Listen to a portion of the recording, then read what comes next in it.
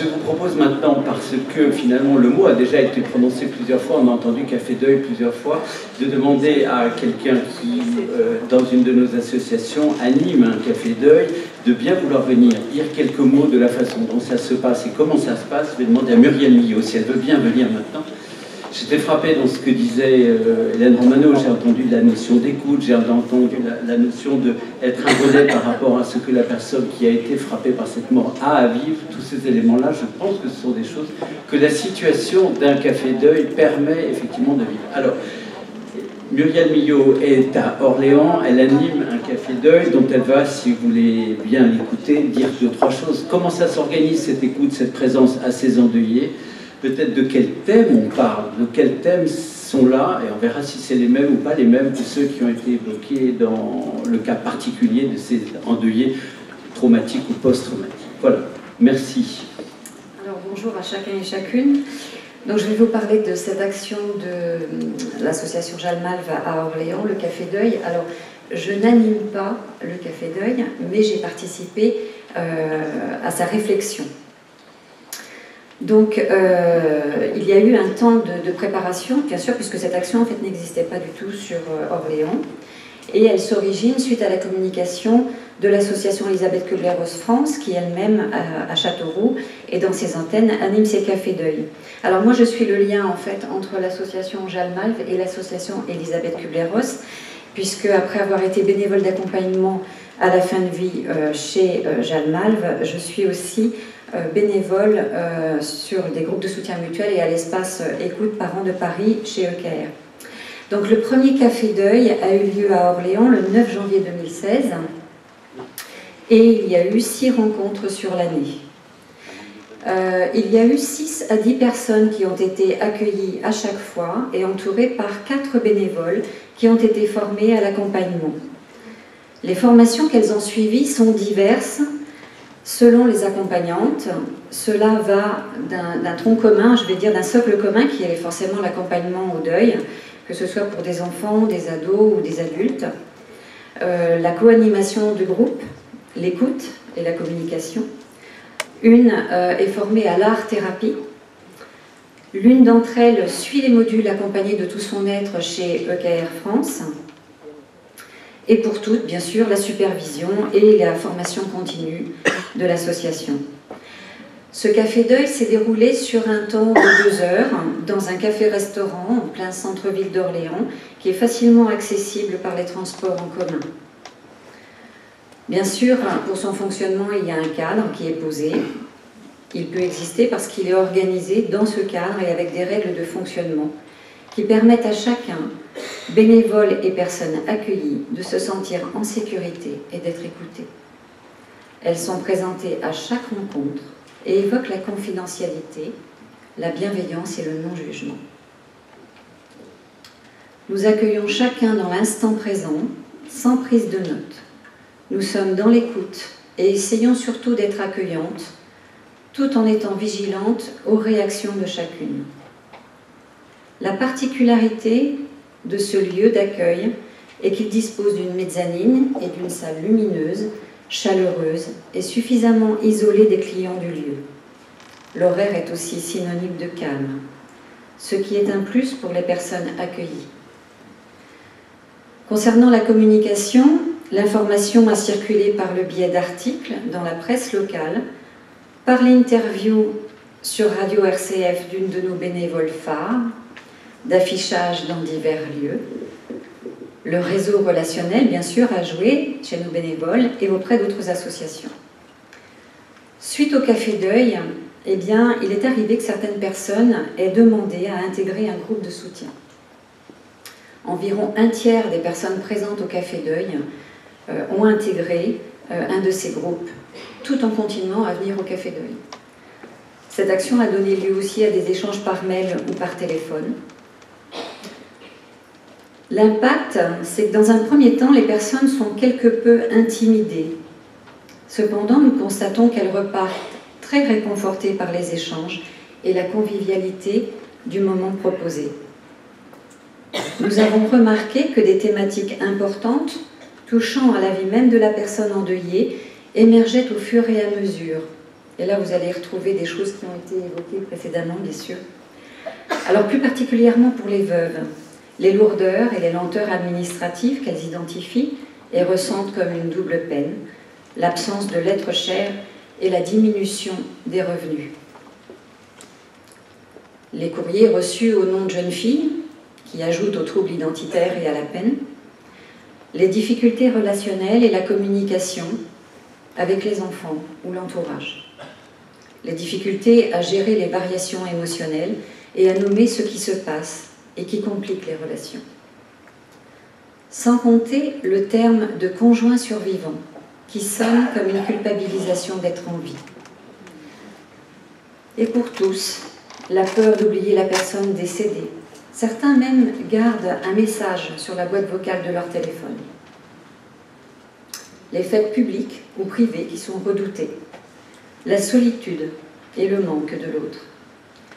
La désorganisation de l'HAD et les problèmes dus au manque de soignants pendant la maladie ou à la fin de vie, qui aggravent leur chagrin, de même que la piètre communication avec certains médecins. Les témoignages poignants de parents qui n'arrivent même plus à trouver les mots justes pour désigner leur situation. Cela leur a permis d'identifier des besoins, comme l'écoute, la bienveillance, le besoin de communication avec les équipes soignantes et des lieux adéquats pour recevoir enfants et ados.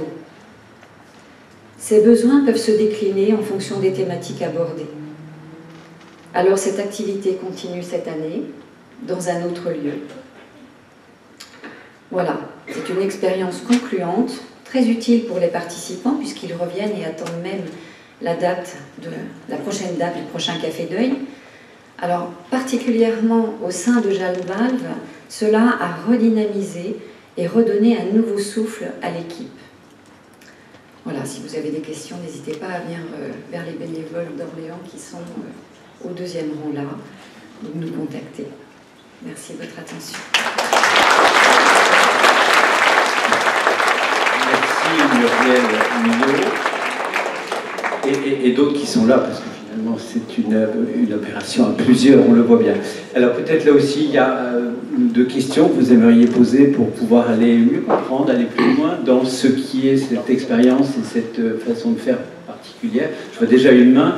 Une ou deux, on va prendre une ou deux interventions, questions. Merci beaucoup de ces réflexions. Et en plus, si vous voulez bien lever la main bien fort et vous levez, comme ça, on peut vous passer le micro plus facilement. Merci à ceux qui font passer le micro entre nous à toute allure. Ségolène Chapeau, l'amour moyenne. Simplement une précision, vous avez groupe de parole et vous avez café et vous avez groupe de soutien. Voilà, vous avez les deux. Les deux, tout à fait. Et une autre précision, à un moment vous avez parlé de chacune, c'est-à-dire que vous avez essentiellement des femmes ou vous avez des hommes aussi? Alors, comme je n'ai pas animé tous les groupes, je ne peux pas vous assurer, mais je pense que c'est plutôt féminin. Parce qu'il y en a une d'entre vous qui...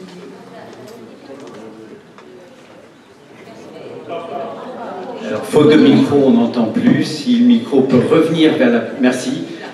Revenir sur la différence entre le café et le groupe de soutien. Voilà. Alors le café, déjà, il se veut dans un lieu convivial, informel, mais qui prend soin quand même de la dimension d'avoir un temps un peu de cocooning, un peu discret quand même, que chacun puisse participer. C'est chaleureux et convivial. Alors que le groupe de soutien, il se réunit, je veux dire, dans une salle de réunion, c'est un groupe, c'est fermé, etc. C'est pas du tout dans les mêmes conditions. Là, le fait de pouvoir prendre une consommation, d'avoir les bénévoles qui sont là, mais en fait, la parole, elle va être laissée surtout aux personnes qui viennent. Donc, ça n'est pas du tout le même mode de fonctionnement que le groupe de soutien. Merci. Il y avait peut-être d'autres personnes qui souhaitaient en savoir plus. Voilà, allez-y, le micro est là-bas. Donc, Huguette Legal de Rennes, je ne vais pas me lever, même si Olivier le demande avec beaucoup de bienveillance. Et je voudrais dire quand même que je suis un peu désolée qu'il n'y ait pas une rampe tout à l'heure pour Martine pour aller sur l'estrade. Je me permets de le dire parce que je suis aussi en fauteuil. Juste une chose, un mot que je n'ai pas entendu tout à l'heure. c'est le mot postvention. Moi, je suis formatrice en postvention et j'ai été surprise qu'on n'en parle pas, juste par rapport au Café Deuil. Sur Rennes, en fait, l'idée, c'est justement que le Café Deuil, il se tient dans un café une fois seulement. Et là, il se tient de préférence dans le bar, pour être, ce qu'on disait hier, être réellement dans la cité. Alors que vous disiez tout à l'heure que vous êtes dans une mezzanine, un petit peu à part, isolé des clients. Nous, on fait le maximum pour être justement parmi. Et c'est très surprenant comment des gens viennent à la table aussi s'installer en disant « vous osez parler de ça ?»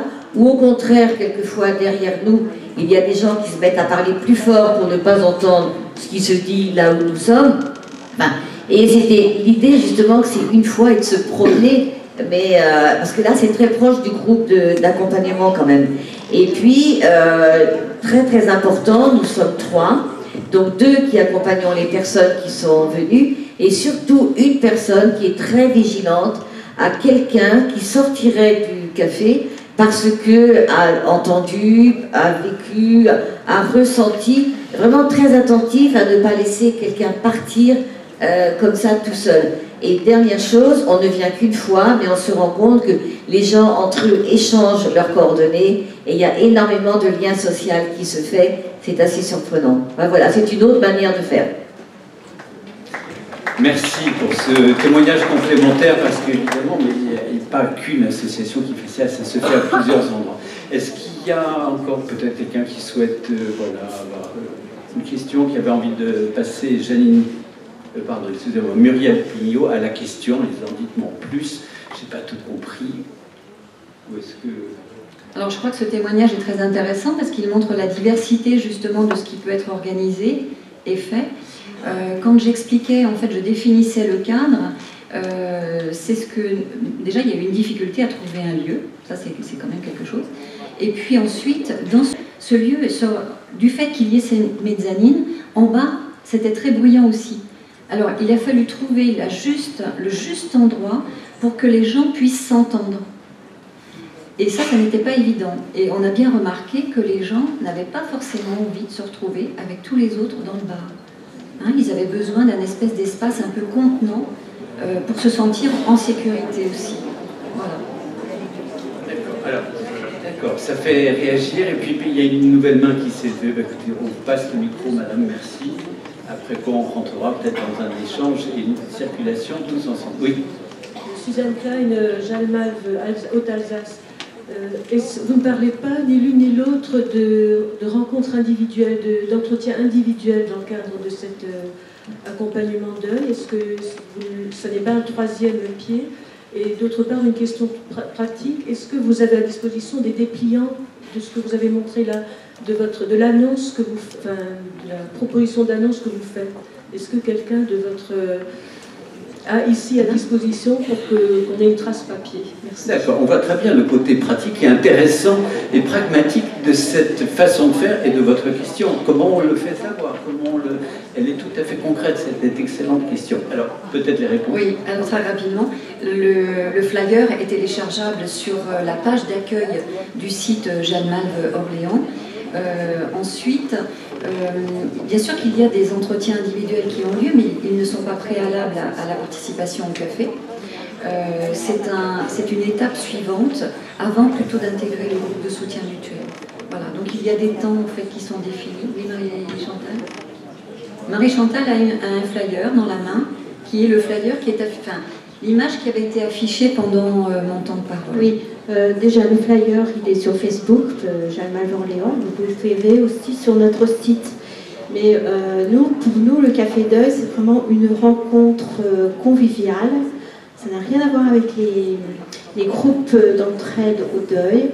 De toute façon, ça permet, c'est une étape pour ceux qui veulent en fait aller dans les groupes d'endeuillés. Et pour aller dans un groupe d'endeuillés, effectivement, il y a d'abord un entretien individuel. On peut continuer l'entretien individuel si la personne le souhaite, mais le Café Deuil, c'est vraiment convivial. On n'est pas obligé de s'inscrire. Quand on vient à un groupe d'endeuillés, nous avons les dates qui sont proposées pour l'année à l'avance, comme des groupes de parole. Ce ne sont pas forcément les mêmes bénévoles qui sont au groupe d'endeuillés et au Café Deuil. ceux qui sont au groupe d'endeuillés ont vraiment fait la formation Jalmal des modules 1 et 2. Qu'au Café Deuil, ce sont des personnes qui ont été formées éventuellement par l'association sur le deuil, mais ça n'a rien à voir avec des groupes d'endeuillés, c'est simplement un endroit convivial. Voilà, ça peut être une étape pour aller dans un complément et en retour, moi, des personnes que je prends en charge en thérapie et qui participent à ça, souvent le Café Deuil leur permet d'apprivoiser le travail avec les associations. Ils ont très peur des groupes de soutien, ils ont très peur d'être stigmatisés. Le café les rassure parce que c'est dans un lieu public, avec toutes les difficultés, j'en parlais quand on est au bar, c'est aussi une autre façon d'être, avec peut-être un bémol qu'on n'aura pas, c'est le contrôle sur des gens extérieurs qui filmeraient, parce que ça, c'est des choses qui arrivent aussi, nous on l'a vu sur d'autres situations de café suite aux attentats, ou de gens qui étaient là, et on n'a pas de contrôle, nous, pour empêcher des gens extérieurs de filmer, d'enregistrer. Donc le fait d'avoir le côté cocooning peut aussi peut-être éviter ça, mais c'est un vrai débat. Mais en tout cas, pour les personnes endeuillées, très souvent le Café Deuil est une première étape. Ça apprivoise véritablement, ça leur permet de se rendre compte qu'ils ne sont pas anormaux, qu'il y en a d'autres dans la même détresse, ça permet de faire connaissance aussi, et c'est souvent plus simple que d'aller d'emblée en groupe de soutien. Mais en tout cas, c'est le retour que j'ai.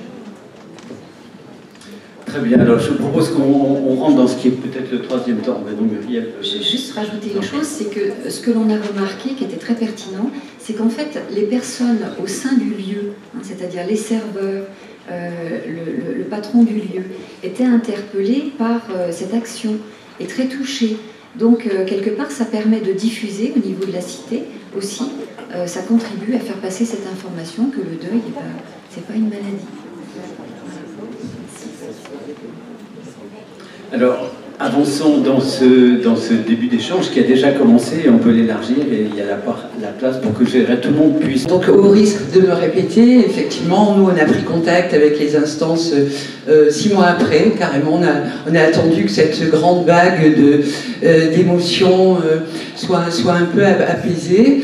À ce jour, on n'a aucun retour, c'est-à-dire qu'autant on a eu un accueil des associations de psychologues, des associations qui sont présentes dans la maison d'aide aux victimes. Pour l'instant, concrètement, on n'a pas de retour. Voilà. Si on en avait, moi j'insiste encore sur 2 choses, si Jalmal intervient, comme vous l'avez fait à Orléans, sur la nécessité d'une réflexion et d'un cadre associatif, de toute façon, quand on s'occupe des personnes en deuil, et la nécessité de formation. Voilà, Oui, sur la nécessité de formation, ça serait pour aller dans quel sens? Pour dire d'une formation de plus ou encore spécifique en plus par rapport à ce qui est déjà, on va dire, la formation des bénévoles qui sont présents dans les cafés deuil et qui les animent.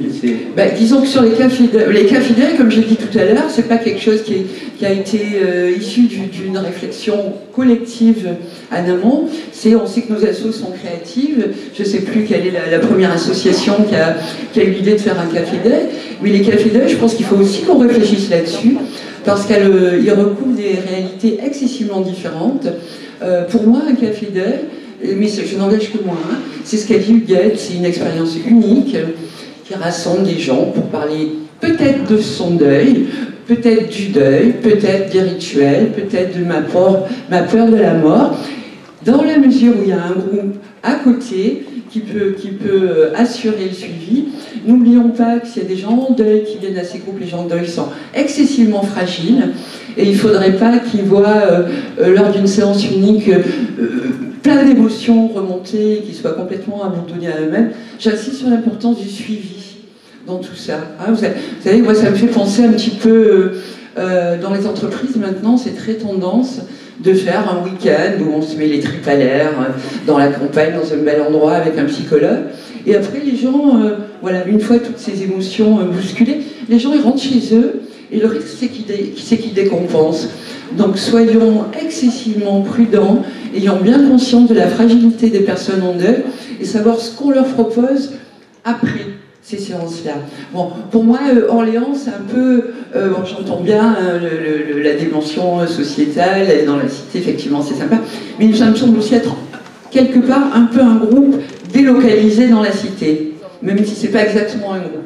Donc peut-être qu'il faut qu'on réfléchisse. Qu'est-ce que c'est un café deuil? Qu'est-ce que c'est un café deuil? Voilà, ou cette fois-ci, ou d'autres fois. Merci de ce complément. Alors la parole repart tout au fond, à l'extrême fond, coin, au bout, à droite, tout au bout. Allez-y, c'est à vous. Merci. Marie Blondeau, Jalma Saint-Étienne, mais je voudrais surtout témoigner d'une expérience en dehors de Jalma. Je co-anime, c'est par rapport au deuil périnatal, je co-anime un groupe de parole de parents et de familles en deuil périnatal, c'est-à-dire mort subite du nourrisson, mais aussi mort in utero, IMG, interruption médicale de grossesse. La particularité de ce groupe de parole, c'est que les parents viennent avec les enfants d'avant et les enfants d'après. Et il y a une partie pour les parents, et puis un petit peu à l'écart, mais les enfants sont accompagnés, mais ne viennent pas là. C'est pas un groupe de parole pour les enfants en deuil, mais ils entendent ce que disent les parents. Et on constate que petit à petit, les parents arrivent... bon, eux, ça leur fait du bien, les parents, parce qu'ils ont plein de choses très difficiles à raconter, mais ça leur permet de dire aux enfants, de façon indirecte, des choses qu'ils n'osent pas éventuellement raconter. Voilà. Et parce que ça fait 6 ans que je le co-anime, et le groupe existe depuis une vingtaine d'années, et visiblement, ça aide à construire les enfants qui étaient avant le deuil, avant la mort du bébé, et ceux qui sont nés après.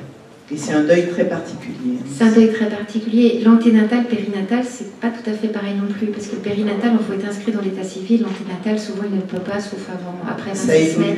C'est très particulier aussi, les rituels peuvent pas être faits pareil. Ça, c'est aussi très, très compliqué. Je pense que ça nécessiterait un vrai débat, parce que la question de la place de l'enfant, qui est là, est-ce qu'il est là pour porter le deuil du parent, ou est-ce qu'il est là pour que le parent puisse l'aider à porter son propre deuil d'enfant? Je pense que c'est des questions que vous devez vous poser. Avec ce site spécifique, c'est qu'autour du deuil périnatal, anténatal, souvent on a des fratries jeunes, c'est rare, mais ça peut arriver qu'on ait des grands ados, mais en tout cas des petits, à un âge totipotent où l'enfant pense que les choses arrivent à cause de lui. Il y a une très forte culpabilité des enfants fratries endeuillés au décours d'un deuil périnatal, anténatal, avec l'idée, la croyance que la mort est arrivée à cause d'eux. Et ça, c'est important de pouvoir le travailler avec eux. Ils ne le diront pas devant leurs parents. Et c'est important de pouvoir leur offrir des espaces très spécifiques pour ça, pour les aider à se libérer de ça. Alors pas en leur disant c'est pas de ta faute, ça c'est pas aidant, mais la théorie qu'ils ont mis derrière de pourquoi le bébé est mort, pourquoi il n'est pas né. Donc c'est très particulier pour les parents, avec bien une spécificité anténatale, périnatale, moi pour l'expérience que j'ai, et dans l'accompagnement aussi des enfants, des fratries endeuillées dans ces contextes-là aussi. Oui. Merci. À droite. Alors, à droite, ici, une question. Tout à fait, merci. Voilà, bonjour, Béatrice Legris de Marseille. Nous aussi, nous avons été traumatisés par l'attentat de Nice, et puis n'oublions pas qu'il y a eu Saint-Laurent-du-Var, et n'oublions pas qu'il y a eu la catastrophe de la Germanwings, et puis les échos des autres attentats. Donc nous avons élaboré une réflexion, et nous sommes très heureux de voir qu'elle rejoint votre réflexion. Et d'ailleurs, vous nous avez beaucoup aidé avec votre livre « Je suis victime », qui est un petit peu coup de gueule et bien lancé. Et donc, nous avons bien réfléchi au fait qu'il faut effectivement attendre un petit peu le fameux temps de la médiatisation pour pouvoir éventuellement avancer en tant que bénévole Jalmal. Nous avons compris aussi qu'il faut une formation spécifique. Mais là, je voulais penser aux autres bénévoles qui ne sont pas de la commission deuil, comme on dit, qui ne font pas de l'accompagnement deuil et qui n'ont pas eu de formation spécifique deuil. Et à mon avis, il serait absolument nécessaire que les bénévoles aient au moins une information sur ce que c'est que ce fameux deuil spécifique. Parce que d'une manière informelle, ils peuvent très bien être considérés comme une ressource par leur famille, par leurs proches, etc. Et donc que chaque association fasse une information sur ce deuil spécifique, je crois que ce serait tout à fait nécessaire pour éviter le côté « je suis bénévole et je suis plein de bonne volonté ». Merci, c'est sûrement une façon de prendre position par rapport à cette idée. Il y a une place à tenir, mais pas comment la tenir et pas n'importe comment. Merci. Alors, voilà, ici, il y a plusieurs mains qui se lèvent, et puis vous avez bien raison de lever la main, parce qu'on peut encore se donner 5 minutes, mais pas beaucoup plus. Oui. Oui, je vous remercie beaucoup, Hélène Boumano, pour votre intervention qui m'a beaucoup touchée, ayant travaillé des années dans des pays en guerre. Et j'ai été très sensible aussi au fait que vous ayez évoqué l'accompagnement possible des personnes demandeuses d'asile ayant été témoins de morts violentes. Et je souhaiterais questionner Jalmal sur cette possibilité d'être présent en côtés de ces personnes et peut-être que vous puissiez nous faire part aussi de votre expérience dans ce domaine. Merci. Un appel à cette expérience particulière, la réponse à la question pour Jeanne Mal, elle viendra sûrement dans un deuxième temps. Oui. Ce que je sais, c'est que les autorités, et c'est le cas de KR, Rémi m'en a parlé, sont sollicitées dans certains secteurs, en fonction de là où les migrants arrivent, pour intervenir du fait de leur spécificité sur le travail de deuil, sur l'accompagnement au deuil. Parce qu'un parcours migratoire, c'est une multiplicité de deuils. Le deuil du pays, de la langue, de la culture, de la véhiture, de l'alimentaire, plus les deuils de perte, plus les viols, les agressions. Enfin, c'est des choses extrêmement violentes et plurielles qui nécessitent, dans certains cas, des prises en charge. Et pour les autorités, ils font le référencement dans leur mailing des associations, tac, tac, spécificité, trauma, tac, deuil, hop, hop, hop, on va leur demander, on va les mobiliser. Avec, alors je ne vais pas du tout être consensuelle, peut-être. Il y a dans ces contextes de demande collective, de demande d'État, certaines fois, une pression qui est mise sur la question des budgets. Si vous n'intervenez pas, les budgets, il ne faudra peut-être pas les attendre, etc. On voit ça sur les questions de... Oui, c'est politiquement incorrect, je suis désolée, je ne me changerai pas, hein, c'est comme ça. Mais je pense que c'est à force de dire qu'on finit par avancer, il faut quand même le savoir, on ne va pas être langue de bois. C'est une réalité, c'est-à-dire que les associations qui ne veulent pas, qui refusent, qui disent mais non, on n'est pas formés, on ne peut pas faire ça, les subventions se coupent. On a pareil en protection de l'enfance actuellement, avec des assos qui sont sollicitées pour être prévention, radicalisation. Celles qui refusent, hop, se voient leur budget coupé. Et pourtant, elles ont refusé pour des bonnes raisons éthiques, déontologiques. Donc c'est une vraie question à se poser, parce que vous pouvez être considéré, c'est le cas de certaines associations comme ressources, et de pouvoir dire à ce moment-là, qu'est-ce qu'on peut faire, qu'est-ce qu'on sait faire, comment on peut faire, avec ce qu'on sait faire. Et on ne peut pas tout. Et j'ai dit tout à l'heure, on est chacun à son niveau, c'est aussi faire beaucoup d'humilité. Des fois, il s'agit de dire non, mais, ou oui, mais aveuglement partir et faire de soutien à des personnes migrantes, c'est très particulier aussi, parce que ça confronte à des cultures différentes, à des langues différentes, à des rituels face à la mort différentes, à des réactions face au deuil différents. Hein. Les réactions de deuil qu'on peut connaître, elles ont été faites par des Occidentaux pour des Occidentaux. Donc elles ne sont pas du tout adaptées à une très grande catégorie de la population. Et il faut connaître ça un petit peu et savoir comment on peut intervenir. Donc intervenir, oui mais, ou non mais. La question se pose de façon aiguë, compte tenu de l'accueil en France de multiples migrants et de la grande inquiétude des autorités de prendre soin de ces gens-là. Et comment on fait? Comment on fait sans moyens, bien sûr. Donc vous serez sollicité, et je pense que c'est important, comme l'a fait OKR, de pouvoir dire des choses qu'on peut faire, des choses qu'on ne peut pas faire, et de vous fixer les limites. C'est un vrai débat et c'est une vraie question. C'est évidemment redoutable à cette heure-ci, parce que c'est difficile d'ouvrir un aussi gros débat à cette heure-ci. Moi, je retiens au passage dans ce que vous disiez, l'association Jeanne Mal, elle est référencée comme une ressource qui peut faire ceci ou cela. Et ça, je pense que ce n'était pas naturel que ce soit. Il y a sûrement une démarche à faire, parce que ce n'est pas comme ça qu'on se présente, et que du coup, si on veut pouvoir avoir une place par rapport à cette situation-là, il faut récemment avoir été référencé comme une ressource en la matière, même si c'est après, on voit bien que c'est sûrement pas tout de suite.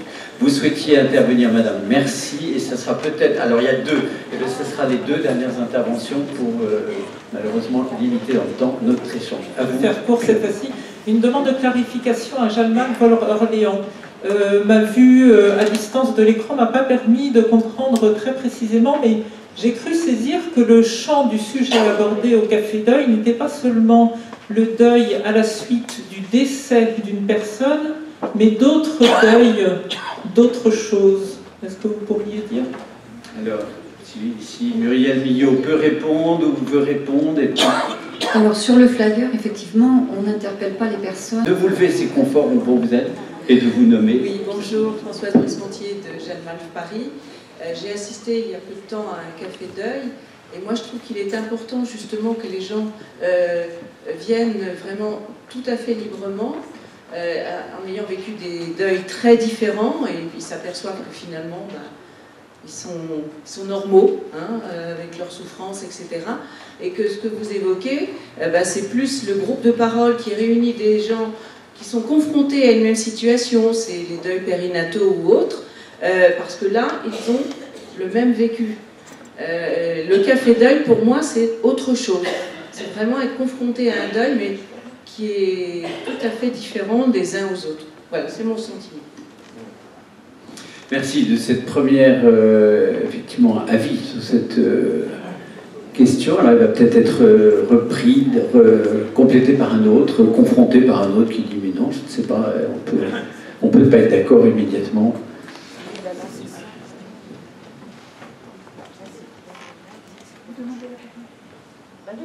Non, ça ne donne pas. Si, peut-être ici, vous, monsieur, merci. Puis là-bas, tout à fait en fond de salle, mais bien sûr, il nous faut un tout petit peu de temps pour rentrer dans. À vous, merci ici, on passera après là-bas. Oui. Édouard Texier, Jalmal Rennes. Moi, j'ai été formé à la co-animation de groupes endeuillés, mais on n'a pas eu d'informations spécifiques pour accompagner les deuils violents. Donc je pense que là, il y a. Je vois mal comment on pourrait spécifiquement accompagner ces personnes-là. D'accord. À cause peut-être de particularités qui vous demanderaient d'avoir des... Enfin, dans le concret, ça se présente... Enfin, bon, moi, je suis pas vraiment... À Rennes, nous avons 2 co-animatrices, et moi, je suis en renfort. Mais voilà, ça me pose un peu question, quoi, hein, le problème de la compétence et de la formation. Qu'il faudrait avoir compétences particulières. D'après ce que nous a dit Mme Romano, je veux dire, ça ne s'improvise pas. Il y a des choses particulières absolument auxquelles on peut être confronté parce que les personnes vont avoir à les vivre ou à les partager. D'accord, merci. Alors, c'est tout à fait en fond de salle. Alors ça, c'est inconfortable pour tout le monde. Il vous faut dévisser la tête puisque c'est une intervention. Dernière place. Oui, Patricia, donc je suis Jalmave Paris. J'appartiens à Jalmave Paris. Donc c'est une question pour Madame Romano. Vous avez parlé tout à l'heure d'une association qui pourrait être créée d'orphelins devenus adultes. Est-ce que j'ai bien compris? Est-ce que vous pouvez nous en dire davantage? Merci. Alors je crois qu'il existe déjà une association. On a participé avec l'OCIR, qui est un fonds d'entreprise, je fais partie de leur comité scientifique, à une recherche publiée par l'IFOP sur le devenir des orphelins et surtout les liens orphelins-école. Et on a rencontré beaucoup d'orphelins scolaires, hein, des petits, des maternelles, des primaires, des collégiens, des lycéens, et puis des jeunes adultes.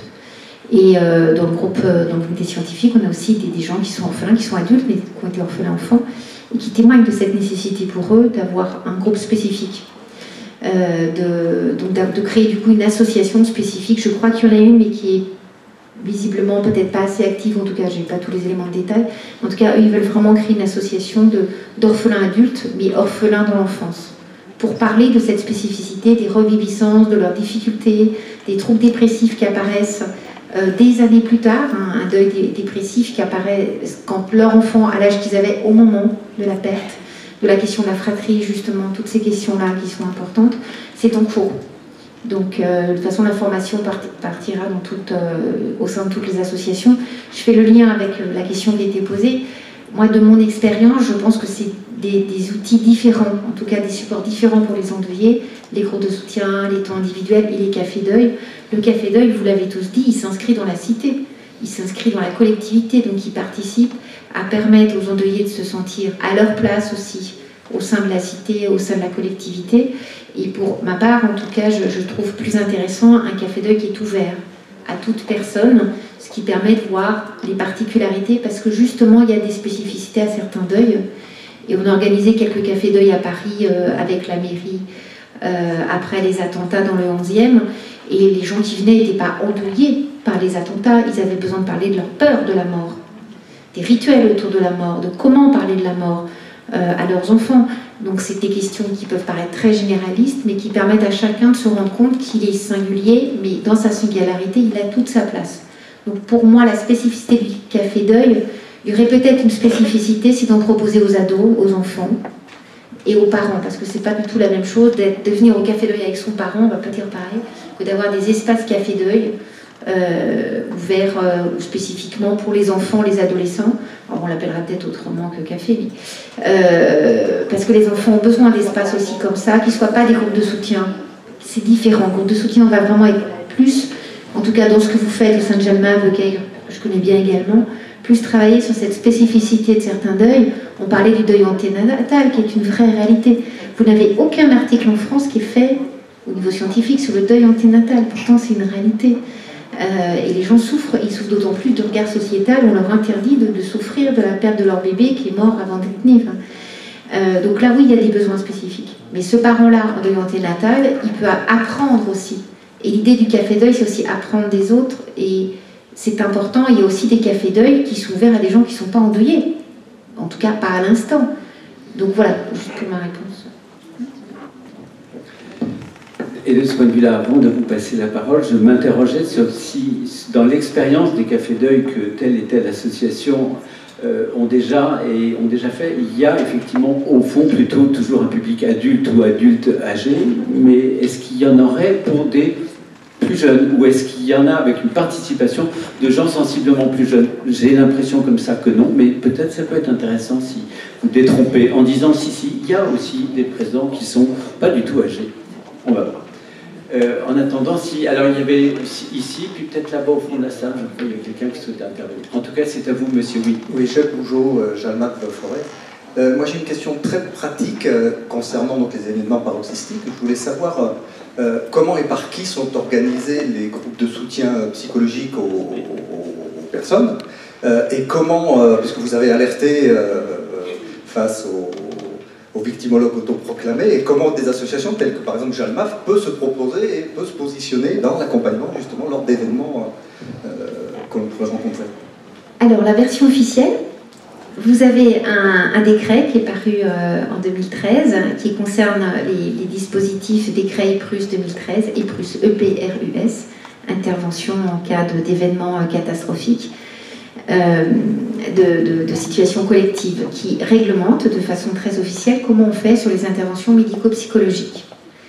Normalement, elles sont sous l'autorité du préfet. On a vu qu'à Paris, c'est le procureur qui avait pris la main, ça change tout, parce qu'on passe au judiciaire, c'est un point important pour le secret médical, et le secret professionnel. Elles sont normalement sous l'autorité du préfet, en lien et coordonnées normalement par le psychiatre du SAMU ou le psychologue de la cellule d'urgence médico-psychologique, qui est rattachée à chaque SAMU. Dans chaque département, vous en avez un. Orléans, il n'y a pas de psychiatre, par exemple, il n'y a qu'une psychologue. Paris, longtemps, Val-de-Marne, il n'y a pas eu de psychiatre. Enfin, normalement, le principe, c'est ça. Et qui sont garants de l'organisation des secours. Ils sont garants de ce qui va être fait. Ils sont garants de contrôler et faire qu'il n'y ait pas tout et n'importe quoi. C'est eux qui doivent organiser normalement un espace où les personnes pourront être entendues. Et ça va dépendre du type de catastrophe. Quand c'est un incendie avec 200 victimes, c'est pas pareil que 20 000 impliqués comme à Paris, où il a fallu dispatcher un petit peu partout. Donc normalement, c'est l'autorité du préfet. Normalement, c'est la coordination médico-psychologique du côté du psychiatre ou du psychologue de la cellule d'urgence médico-psychologique, ou du psychiatre ou du psychologue de l'EPRUS, qui est le dispositif national en cas de catastrophe. Il doit garantir dans le temps, en immédiat, en post-immédiat, ce qui est mis en place. Donc des fois, l'objectif, c'est de mobiliser les ressources en acquis de personnes formées au sein des associations, au sein des structures locales,